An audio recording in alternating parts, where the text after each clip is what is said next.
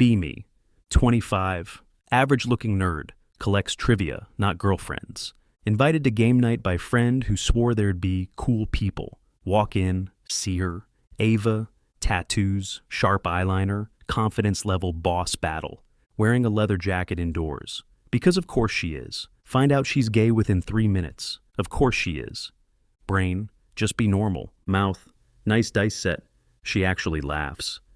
Hours later, everyone else leaves. Wine still flowing. She tells stories. I listen like it's a TED Talk.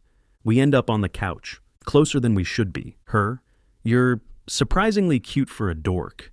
Me, you're surprisingly nice for a shark. We laugh. One thing leads to another, fade to static noise and regret. Wake up next morning, she's already dressed. This never happened. Nod like a bobblehead. Totally. We both pretend to delete the memory. Spoiler, we don't. 2 weeks since the incident. Brain still replays it like a cursed GIF. Try to convince myself it never happened. Spoiler, my conscience has 4K replay and Dolby sound. Mutual friends keep mentioning Ava. She's been quiet lately. Yeah, probably because she's trying to scrub me from her memory.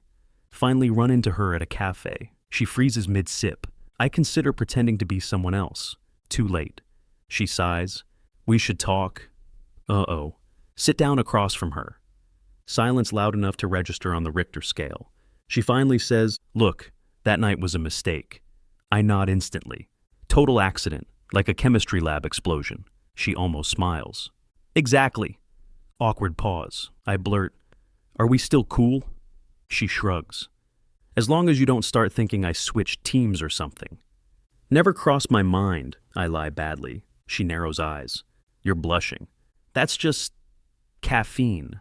Conversation limps forward. She jokes about getting drunk on kombucha next time. I laugh too hard, spill my coffee. She sighs, grabs napkins, mutters, still hopeless. Yeah, hopelessly into her, unfortunately. We leave on truce terms. She pats my shoulder. Take care, Professor. Why does that sound like both an insult and a compliment? Walk home. Convincing myself this chapter is closed. Month and a half after awkward coffee truce.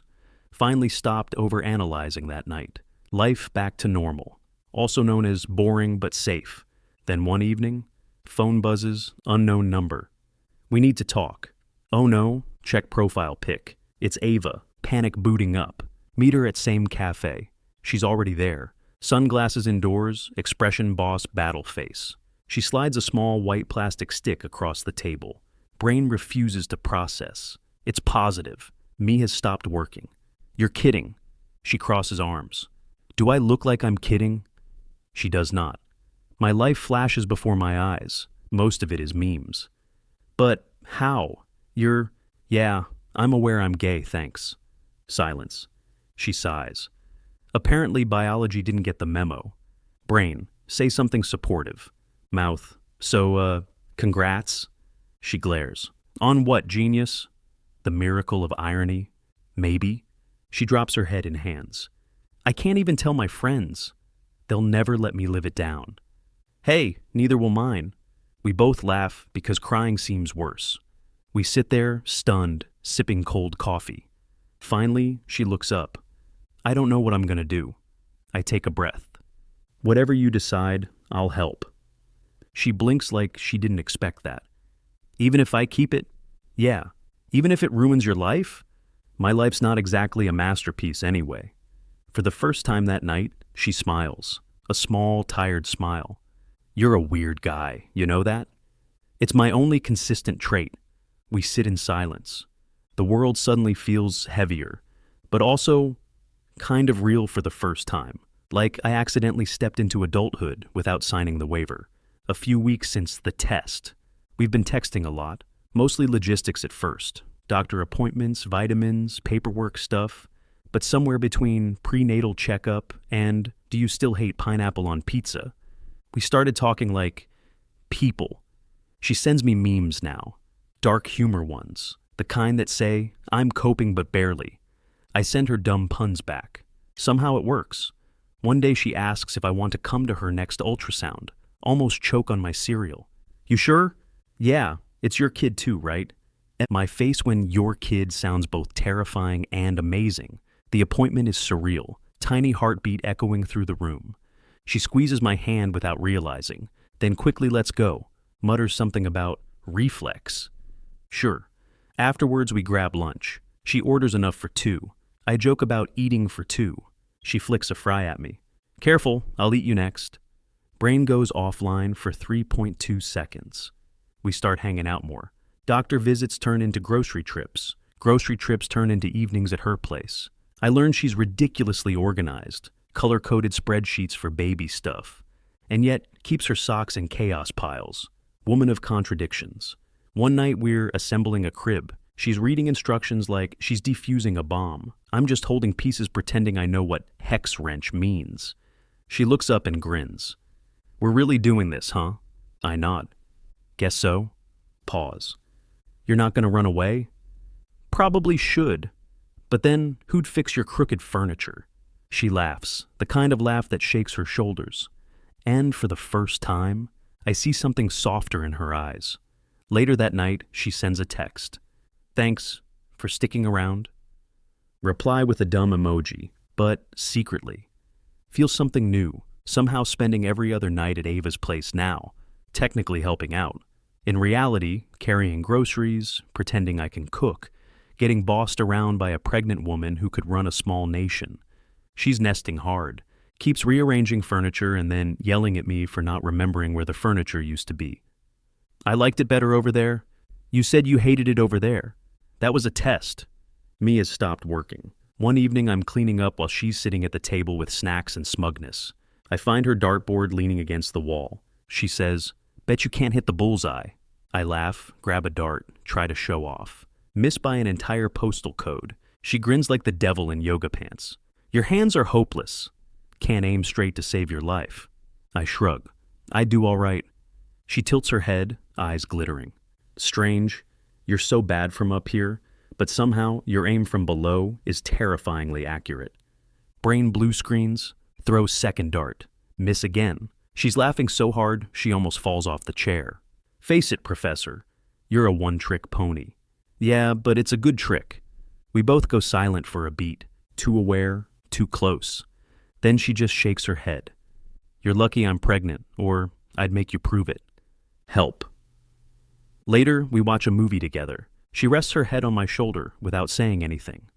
My heart does parkour. She falls asleep halfway through. I cover her with a blanket and just watch her breathe.